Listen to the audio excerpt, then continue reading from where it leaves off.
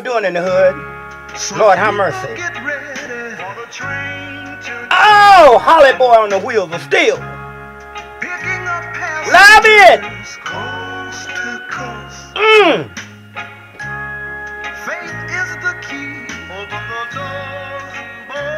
Lord have mercy.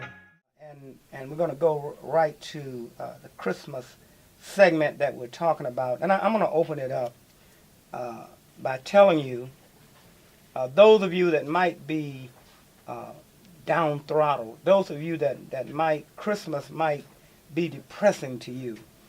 Christmas might, Christmas can be a hassle to you. A lot of men fall out with their wives and their girlfriends, and it just, Christmas is always not beautiful for everybody. However, the story that I'm going to tell you about the night before Christmas, when all through the house, not a creature was stirring, not even a mouse. But the mouse were stirring. And the roaches were stirring, great big roaches. And the bed bugs was looking at me. I was locked up in the East Cleveland jail, handcuffed, on Christmas Eve. But I'm getting ahead of myself here. Let's start back at the beginning of the story. I remember when I first came to East Cleveland and opened up Superfly Barbershop, it was predominantly, it was about 65%, maybe 70% white at that time. I know when I first opened up my shop, I was between a health food store, sandwich like that, and a exotic pet store, exotic bird store. Let me make that clear. Exotic bird store. She had this elderly suburbanite had all kind of exotic birds in there. So I'm between exotic birds and a health food store. I was in heaven coming up to East Cleveland and in the 80s. And I really, it was very enlightening to me. Everything was booming and great, and my business grew. I remember that one time when I first opened my business, young man, I remember a young lady named Fox. We call her Foxy, a barber. She wanted to come and work at the shop. She came and worked at the shop. She said, Art, I want to cut hair in a bathing suit in the middle, in the front chair. We had a front chair right on stage, and Foxy came in there and was cutting hair in her bathing suit. This is how progressive we were. We've always been progressive. And she was in there cutting hair in a bathing suit, right in Superfly Barbershop. This was her choice. And, man, we got a lot of attention. We even got attention from the police. At that time, Copeland. When you're young. Copeland, Detective Copeland. Back then, Detective Copeland and Teal, two very notable police in the East Cleveland Police Department. They were known for to get you. They were known, and they came. Copeland and Teal came in the shop one day and took me to the back and said, "Hey, Art, you shouldn't have that girl in the bathing suit cutting hair." And I knew I had the constitutional right to do it, but I try to, I'm new in the neighborhood, so I'm trying to live up to their expectation. So I told Fox, I said, Fox, you can cut in the chair. Just put your jacket on over the bathing suit. And first, Fox, she was spicy. No, I ain't gonna let. I said, Fox, just do it for me, all right?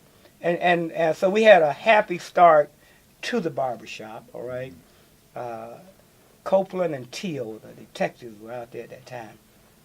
And, of course, I'm a young guy, young fly guy, and East Cleveland is booming, 60, 70% white, and life was good. Man, the barbershop flourished. Man, I turned out so many good barbers that went on to get their own shop till it was just phenomenal. As the shop continued, I was not only cutting the kids' hair, but as they got bigger, I was cutting their kids' hair, and it just went on and on. It was a phenomenal explosion of Superfly Barbershop. We were number one. So how in the world did I wound up with a sign on my shop put there by former mayor Eric J. Brewer? He made sure he put a big sign on my window, boarded up, said drug-free in red letters. I mean, this Negro really tried to embarrass me and my family. And on Christmas Eve, that's what he did. That's what happened to me and my family on Christmas Eve. Boarded up, drug-free. Here we are, Christmas Eve, everybody else is celebrating. And here I am in handcuffs on the floor. Detective I'll think of his name in a minute. He's a dirty police. How could I ever forget his name? It'll come to me. But he put the handcuffs on me backwards. Man, it caused me much pain. Hicks, Detective Hicks, the most dirtiest, notorious police that was in East Cleveland at the time. So, but I just gave you a prelude to the story. And the fact of the matter is it shouldn't have never happened because really and truly, and Ted knows this, we were actually like the anchor of that area. We were the anchor of that corner. We kept everything going. Right. We kept everything right. We kept the drugs out. We kept the drug dealers out. Ted know many times I had my bullhorns out there telling the drug dealers to get out the street. Yeah. And all of a sudden, here I am in handcuffs being accused. You know, Bro Williams, he was, he used to come up and they used to be reading the Bible and then talking to the people and right in the same spot. Yes. Right on the corner. Yes, so you're a witness. So all of a sudden, here I am in handcuffs on Christmas Eve. Man, it's a story too. Not only that, to overcome drug addiction yourself and go through all of that and overcome it, I think that adds another layer to it. Absolutely. John, give me one, please. You're absolutely right, brother. But talking to John, give me one, please. Don't go to sleep on me talking to John. It's very important, okay? Lord have mercy. Christmas Eve, I was getting ready. Got up early, getting ready to take my wife.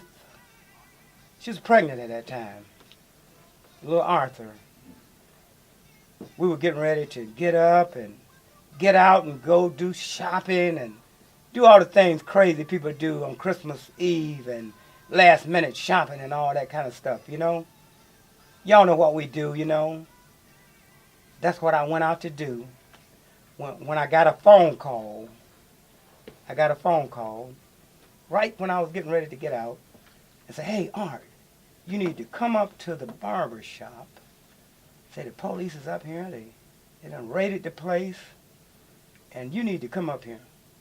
So I'm saying, I told my wife, I said, they said that I need to come up to the barber shop. They done raided the place, and one of the barbers called me. I should have been suspected then that he was able to call me, but anyway, he called me, and I told the wife, I said, I gotta, we gotta change our plans about going shopping and go up to the barber shop. And so, therefore, as we got in the car, changed our plan, I'm rushing down Terrace towards Lee Road. My first mind told me, said, Art, don't you go up to that barber shop. That's what my mind told me. You ever heard your first mind tell you what to do, really? I ignored my first mind. He told me one more time, I said, all right, don't go up to that barber shop. It's Christmas Eve. But I didn't listen to my first mind. I went on up to the shop anyway. And when I went up to the shop, pulled up in McCall's parking lot. We were right there on Lee Road in Euclid at that time. Pulled up in McCall's parking lot. And there, Detective Hicks was motioning for me. Big old tall white cop was motioning for me. Hey, come on across the street. Come on across the street. I looked at him. I said, I didn't know where to get back in my car and leave or what. I said, come on, get back in there. Come on, get across the street. Man, I say, man, I should have listened to my first mind. So I know I ain't did nothing wrong, so I head on across the street, and as soon as I got across the street, halfway across the street, they grabbed me and twisted my arm behind my back and put the cuffs on me. Put them on me so tight, they cut my blood off and shoved me in my barbershop. There, once I got in the barbershop, I saw the other ladies and men all in handcuffs in Superfly Barbershop on New Year's Eve. What a way to bring in New Year's Eve. Man, oh man. And right away, the pain became excruciating with me. The pain became so excruciating with me because that dirty policeman, Detective Hicks, had put the handcuffs on me backwards to make sure that I suffered the fullest. Right. Baby coming, baby in the car. She watched me as they roughed me up and took me into Superfly Barbershop. Oh, what are they doing to my man? What are they doing? What are you all doing? Oh, shut up, lady. We got him. We got Art McCoy, drug dealer. We got him. She stood there in fright and crying. Lord, have mercy. Good thing she didn't lose the baby. Oh, they roughed me up inside. I said, Hicks, Detective Hicks, take these cuffs off, man. Loosen them up. They're cutting all my circulation off. They're killing me. He said, that's what you deserve. I fell on my knees. They were hurting so bad. Tears began to come out of my eyes. The other bombers are looking. He didn't care. He just smirked at me and kept tearing up my barbershop. We gonna find them drugs. I said, what are you charging me with? What? He didn't know. So they tore me all, my shop all up. Lord have mercy. Oh my goodness.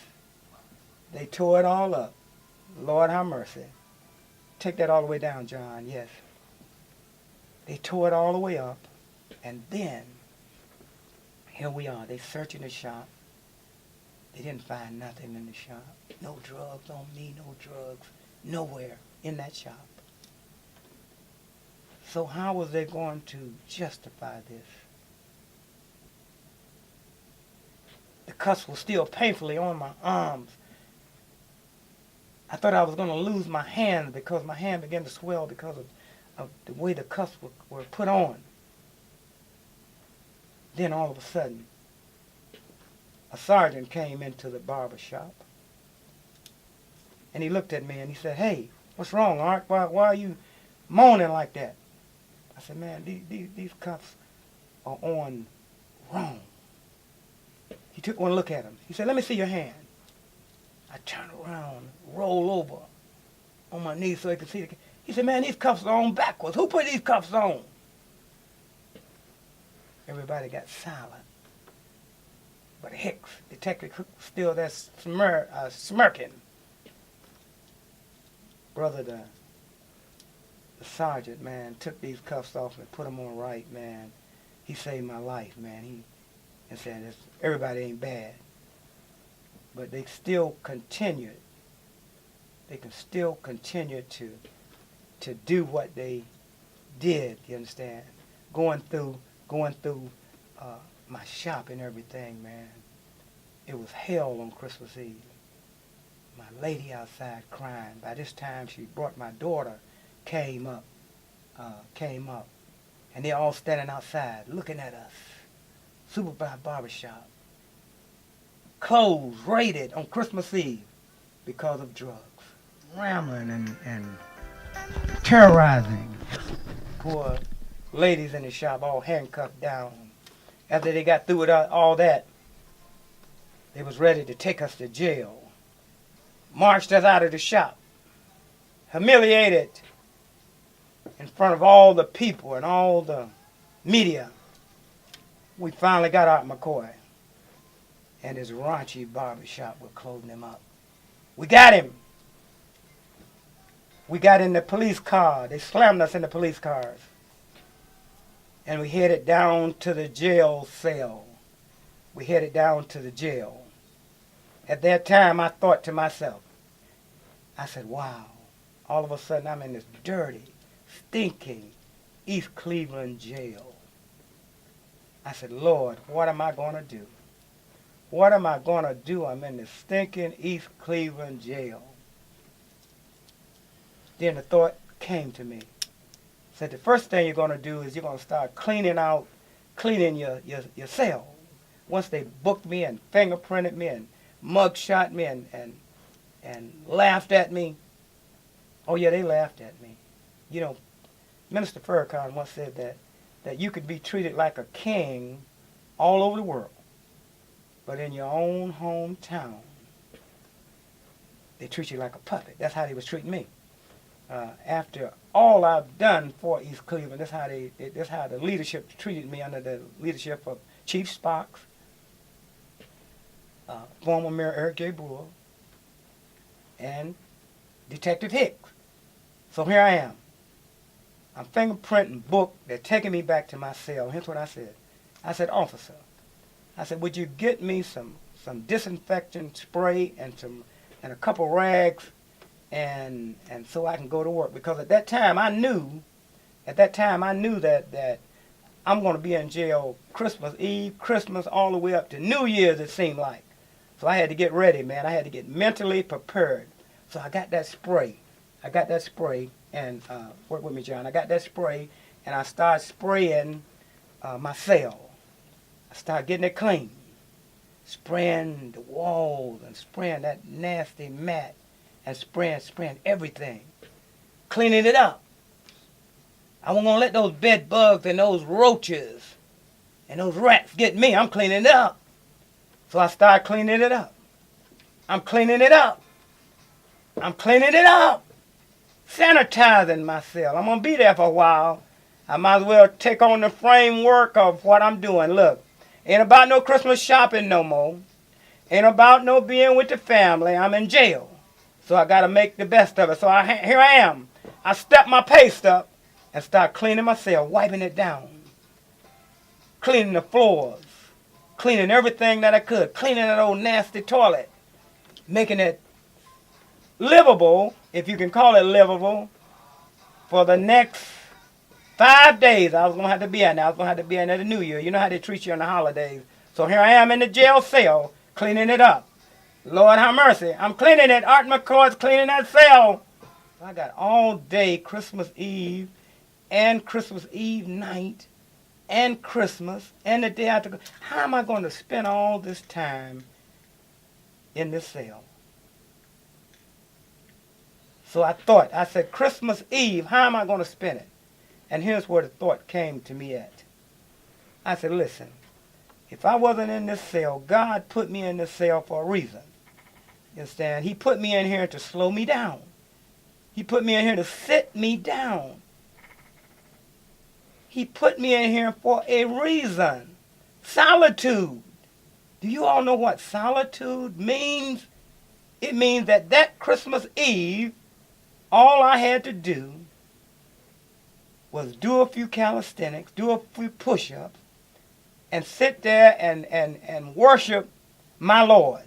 Oh, Lord, if I wasn't here in solitude in this East Cleveland jail, I would be outside hustling gifts and buying gifts to people that probably wouldn't even appreciate it and running around. But you put me in this cell at this time so I could get closer to you and build my personal relationship with God. And that's the way I took it. And I began all that day and all that evening, my spirits began to uplift because I began to pray and do my push-ups and my calisthenics, get my mind right. And you know what my prayer was? Thank you, Lord. Thank you, Lord, for giving me solitary confinement. Thank you, Lord, because I wouldn't have took the opportunity for a personal relationship with you if you hadn't locked me up in this cell at this time so I can talk to you personally and you can talk to me. I would have been ripping and running and doing all kind of things, Lord. So I thank you for this moment of solidarity. I thank you for this confinement. Lord, have mercy. I thank you. And when I took that frame of mind, my spirits began to uplift. No longer was it hell, but I was in paradise in the East Cleveland jail. Lord, have mercy. I'm going to get to know you better, Lord. Right now, right in this cell, I'm on my knees, just me and you. And as we trim the tree, Lord, have mercy, just me and you, Lord. I ain't got to worry about, oh, this gift and that gift, and you didn't get me the right thing and this money. I don't have to worry about that. It's just me and you, Father. You set me down for a reason. And I thank you for it, and I praise you for it. The next morning,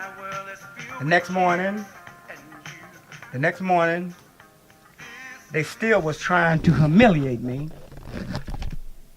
because Detective Hicks called me up to his office. But by this time, Black on Black, some of the organization Black on Black was outside picketing. Free out McCoy, because they know it was wrong. Free out McCoy.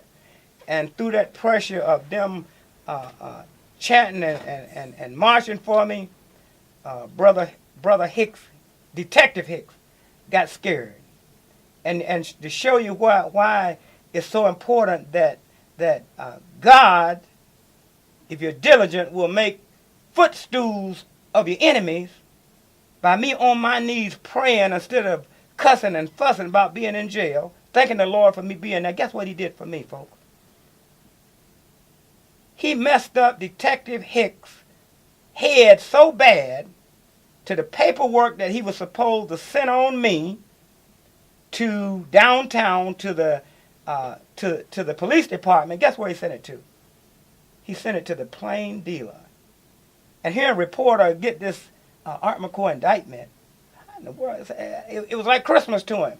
He opened the indictment and read it, and he realized one thing, that not a piece of that indictment involved me. In other words, he saw right through it that they was trying to frame an innocent man. And from that point on, that case just fell down. Can you imagine this? The head detective, the man that's trying to destroy you, send the paperwork to the Plain Dealer reporter instead of the prosecutor's office. You never heard of that before. You know why? Because that's God. Because I got on my knees that night in that Christmas Eve and said, thank you, Lord. And he blessed me.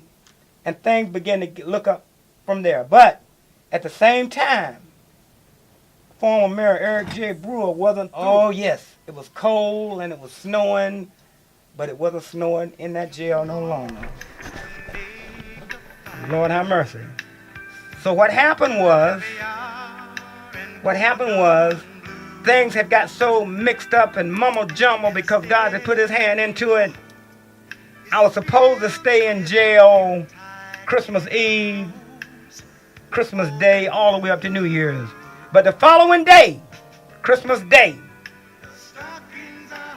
that afternoon, Detective Hicks and Chief Spock had got so shook up, they said, we better get this man downtown. So instead of me spending 5 days in the East Cleveland jail, they sent me downtown. Said, come on, McCoy, y'all going downtown. So I wound up downtown. And once I was downtown, they treated me like royalty. And I was on my way out the door the next day. The next day I was on my way out the door. Downtown, they know how to treat a real man, a real activist, but not in my own hometown. So the next day when I go to court, the judge said, hey man, you getting out of here in personal bond. And I was out on the street. And as I went by the street, as I got out, no bond or nothing. Listen, I'm stepping again, all right? Stepping hard. Want to go see my wife. My daughter picked me up. Lord have mercy. Turn it up, Talking John. I'm out of there. Free. Hey! I'm walking out the county jail. Free man. Personal bond. From that point on, guess what? The case went straight downhill. There wasn't a case. So the message of this whole thing is very simple. Lord have mercy. The message of this thing is very simple. And that is, another track, John, quickly. And that is, the whole thing is this. I want y'all to understand this clearly, because many times people, wherever you might be, maybe this Christmas might not be a great Christmas for you. You might be sad. Your loved one might have left you. You might not have no money. You might not be able to take care of your kids. Whatever the situation is, I want you to be uplifted by the fact that old Art McCoy, the best Christmas I ever had, I didn't have nothing. I was locked up in the stinking East Cleveland jail. But it was the best Christmas I ever had. So, my millions of listeners, you are that are happy, Merry Christmas, Happy New Year. But those of you that is depressed this time of year, don't be depressed. Look to the hills like I did. And everything will be all right. Lord have mercy. So I greet you a Merry Christmas. By the way, the case was thrown out. Everybody was embarrassed, including former Mayor Eric J. Brewer. You know what happened to him. I wound up running him out of town in a high-heeled shoes and miniskirt. You don't do that to me. You don't mess up my family. You don't have my daughter outside crying. You don't put boards on my store and think you're going to get away with it. So I completely humiliated him. Detective Hicks is gone, and so is Chief Spox. And Art McCoy is still around. So the moral of this story is keep your head up high, wherever you might be. And by the way, you're not going to believe this. The same policeman I told you in the beginning about Copeland and the first policeman that I met when I came to East Cleveland, during the time of Eric Brewer, they had retired. But guess what? The policeman came to me and said, Art, we got some pictures of you of Eric Brewer, and we want you to get him. They were scared. The police were scared. But they came to me. Lord have mercy. Y'all know the rest of the story. Lord have mercy. The night before Christmas went all through the house. Not a creature was staring, but they were staring at Art McCoy in the East Cleveland jail. But it was the best Christmas I ever had. Who's on the phone line? Talk to me.